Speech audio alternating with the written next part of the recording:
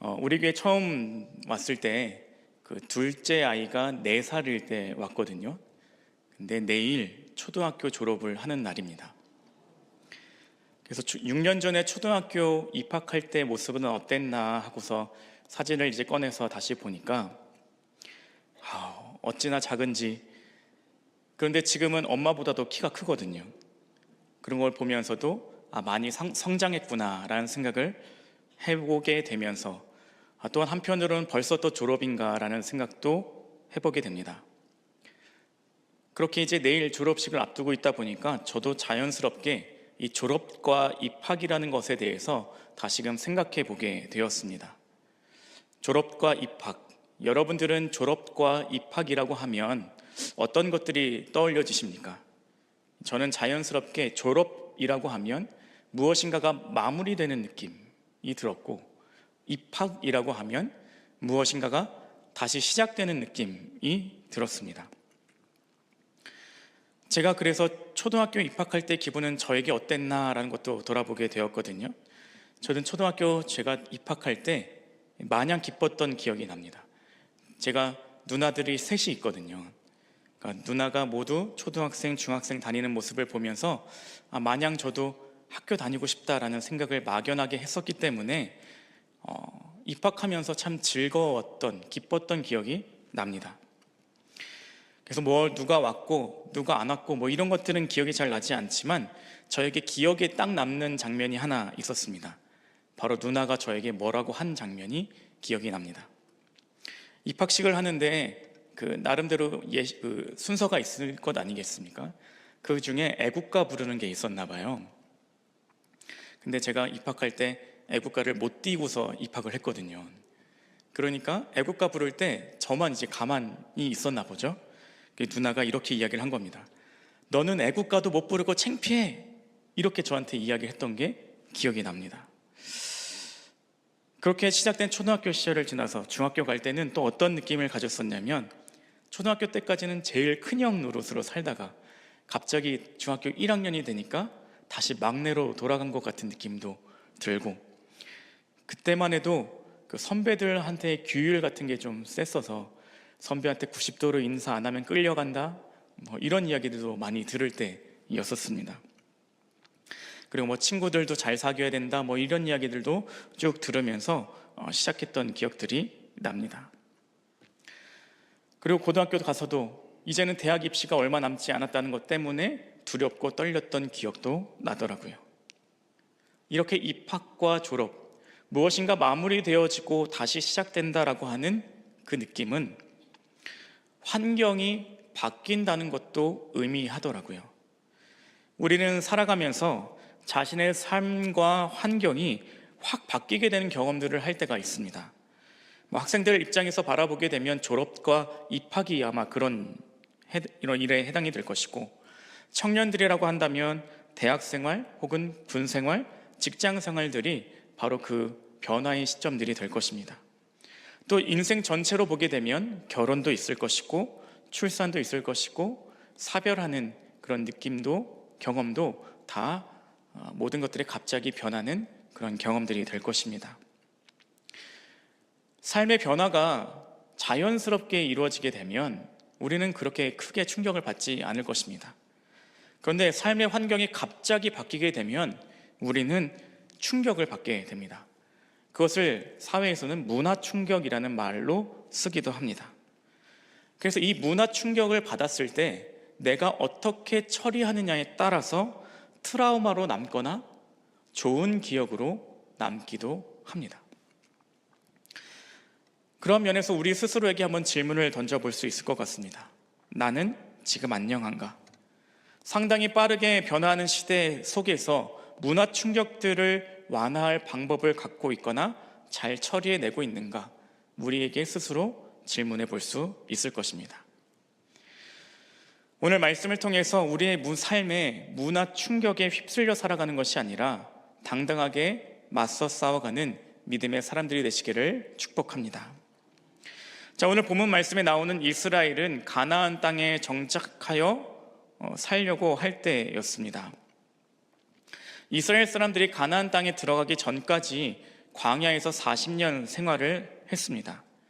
이 40년의 과정 속에 출애굽한 사람들 중에 오직 두 사람, 여호수아와 갈렙만 남고 나머지는 모두 죽었다는 것을 우리는 이미 알고 있습니다.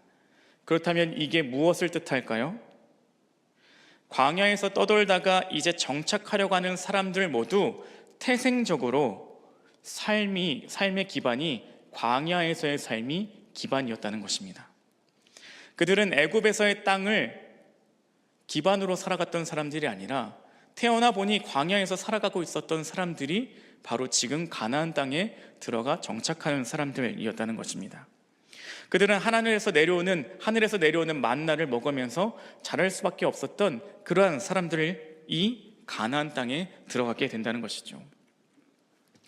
그런데 가나안 땅에 들어간다고 하는 것의 의미는 무엇이었냐면, 하나님께서 주시는 만나가 그때는 거두어서 먹기만 하면 됐는데 이제는 스스로 경작해서 땅의 소출을 만들어서 내가 먹고 살아야 되는 상황이 되었다는 것입니다.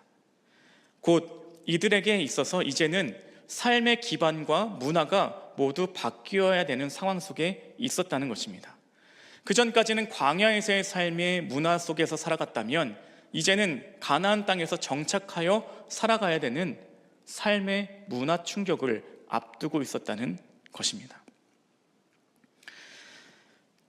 이러한 문화 충격 앞에 놓여져 있는 삶, 근데 그 삶이 우리와도 별반 다르지가 않습니다. 사회는 계속해서 우리에게 변화를 요구하고 있거든요. 계속해서 삶이 나아갈수록 사회는 계속해서 급변하는 것을 볼 수 있습니다. 이전에는 물 사 먹는다고 하면 그거 말도 안 되는 소리 하지 말라고 했었던 때가 있었죠. 근데 지금 물을 사 먹고 있는 시대. 우리가 전화는 노트북을 들고 다니는 게 어떻게 컴퓨터를 들고 다닐 수 있냐라고 이야기를 했지만 노트북을 들고 다니고, 그 노트북도 이제 무거워서 태블릿 PC로, 핸드폰으로 들고 다니는 시대. 계속해서 사회는 변화해가고 있고 그 변화에 맞춰서 우리는 살아가라고 요구를 받고 있습니다. 그것뿐만이 아니라 우리도 살아가면서 또 나이가 들어가면서 그 나이에 맞게 역할들을 요구받고 있기도 합니다. 결국엔 계속해서 우리가 살아가면서 삶의 문화 속에서 변화를 요구받고 있다는 것입니다. 우리가 달라져야 된다는 것을 의미하기도 합니다. 생각하는 게 달라져야 되고, 느끼는 것이 달라져야 되고, 말하는 것이 달라져야만 합니다. 그런데 그 부분에서부터 문제가 생기는 것이죠. 이 변화의 시기 속에서 너무 많은 것들이 변화되다 보니까 그 안에서 내가 흔들리다는 것이죠. 사회적으로 동성애의 문제가 이렇게 대두된 적이 없었던 것 같습니다. 그런데 20여 년 전에 하리수라고 하는 가수가 우리 사회에 등장하는 것으로부터 시작해서 레즈비언, 게이 등이 계속해서 자신들을 드러내는 그것들을 하기 시작을 했습니다. 그리고 이제는 어떻게 되었을까요? 퀴어 축제가 일어나고 더 나아가 동성 간 결혼이 합법화된 나라도 있는 것을 보게 되죠. 비단 외국에서의 이야기만이 아니라 오늘날 우리에게 가까이 와 있는 문제이기도 하더라고요. 어떤 목사님께서 이런 이야기를 해주신 적이 있습니다. 자신의 자녀가 유치원에 다니는데 유치원 선생님이 그 아이에게, 그 자녀에게 이렇게 이야기를 해줬대요. 이제는 남자와 남자, 여자와 여자가 결혼할 수도 있어, 이렇게 이야기를 해줬대요. 그래서 이 말에 이 목사님 유치원 다니는 자녀가 혼란이 와가지고 목사님한테 물어봤다는 거죠. 아빠, 선생님이 이렇게 이야기를 했다는데 이게 맞아? 라고 이야기를 했다는 겁니다. 지금 그게 우리가 살아가고 있는 시대와 사회의 모습이라는 거죠. 어쩔 보면 우리도 지금 문화 충격 속에 살아가고 있고, 이 문화 충격을 우리가 어떻게 소화해낼 것인가에 대한 결단도 필요한 시기를 살아가고 있다는 것입니다. 우리에게 가지고 있는 진짜 문제는 이러한 문화 충격 속에 우리의 근본도 같이 흔들릴 때가 있다는 것입니다. 그렇기 때문에 우리에게 필요한 것이 있다면 우리는 흔들리지 않는 세계관, 곧 기독교 세계관을 가지고 살아가는 것이 우리에게 필요합니다. 기독교의 기반을 둔 흔들리지 않고 세계를 바라보고 세상을 바라보며 나아갈 수 있는 그러한 관점이 우리에게, 또한 우리 다음 세대들에게 꼭 필요한 삶의 모습이라는 것입니다. 세상의 유혹과 세상의 문화가 아무리 우리에게 충격을 줄지라도, 변화를 요구할지라도 흔들리지 않는 관점을 가지고 살아가는 믿음의 사람들, 기독교적 세계관을 가지고 살아가는 여러분과 제가 되기를 축복합니다. 또한 우리의 다음 세대가 되기를 축복합니다. 이제 가나안 땅에 정착하여서 새로운 문화를 접하며 살아가야 되는 이스라엘을 향해서 여호수아가 유언처럼 이야기를 남기는 말이 우리가 같이 읽었던 본문의 말씀들이죠. 우리 14절과 15절을 화면에 띄워드릴 텐데 같이 읽어보도록 하겠습니다. 시작. 그러므로 이제는 여호와를 경외하며 온전함과 진실함으로 그를 섬기라. 너희의 조상들이 강 저쪽과 애굽에서 섬기던 신들을 치워버리고 여호와만 섬기라. 만일 여호와를 섬기는 것이 너희에게 좋지 않게 보이거든 너희 조상들이 강 저쪽에서 섬기던 신들이든지 또는 너희가 거주하는 땅에 있는 아모리 족속의 신들이든지 너희가 섬길 자를 오늘 택하라. 오직 나와 내 집은 여호와를 섬기겠노라 하니. 마지막만 다시 같이 할까요? 오직 나와 내 집은 여호와를 섬기겠노라 하니. 아멘. 이 고백이 우리 모두의 고백이 되기를 축복합니다. 이 말씀을 통하여서 여호수아는 이스라엘 사람들에게 결단을 촉구하고 있는 것이죠. 이제는 세계관의 결단을 내리라는 것입니다. 그전에는 네가 저쪽에서 살아갔던 애굽 땅에서 살아가도 있던 조상들이 섬기던 그 모습들을 따라 살 것이냐, 아니면 여태까지 우리를 인도했던 하나님을 섬기며 살아갈 것이냐, 그것을 결단하라는 것입니다. 이제는 세상이 바뀌고 문화가 바뀌고 문화 충격 속에서 살아갈 텐데, 그때에도 네가 흔들리지 않는 믿음을 갖기 위하여 세계관의 결정을 하라고 말하고 있다는 것입니다. 그 결단을 통하여서, 그 결단의 촉구를 통하여서 이스라엘 사람들은 이렇게 결단했습니다. 백성이 대답하여 이르되 우리가 결단코 여호와를 버리고 다른 신들을 섬기기를 하지 아니하오리니 여호와께서 또 모든 백성들과 이 땅에 거주하던 아모리 족속을 우리 앞에서 쫓아내셨습니다. 그러므로 우리도 여호와를 섬기리니 그는 우리 하나님이시니라 하니라. 아멘. 하나님은 우리의 하나님인 줄로 믿습니다. 우리를 지키시고 돌보시고 이끄시는 하나님인 줄을 믿습니다. 그 고백을 여러분이 하고 계시다면 우리 다음 세대들도 이 고백을 하는 믿음의 세대들이 되기를 축복합니다. 문화가 바뀌어서 이제는 가나안의 농경의 신이요 풍요의 신인 바알과 아세라를 섬기라고 이 땅의 가나안들의 족속들은 유혹을 했습니다. 그럼에도 불구하고 이스라엘 사람들은 결단했다는 것이죠. 나는 하나님을 섬기는 사람으로 살겠습니다. 나는 하나님을 섬기는 사람으로 살겠습니다. 나는 하나님의 섬기는 사람으로 살겠습니다. 단호한 결단을 내리고 있다는 것입니다. 이러한 결단이 오늘 우리에게도 있기를 바랍니다. 세상의 것들이 아무리 더 좋아 보이고 아무리 많이 빠르게 변하고 있을지라도 우리에게 결단이 있기를 축복합니다. 하나님은 여전히 오늘 우리에게도 질문하고 계시거든요. 세상을 향한 자녀로 살겠는가, 아니면 하나님의 자녀로 살겠는가, 계속해서 질문하십니다. 오늘 우리도 결단을 내기를 축복합니다.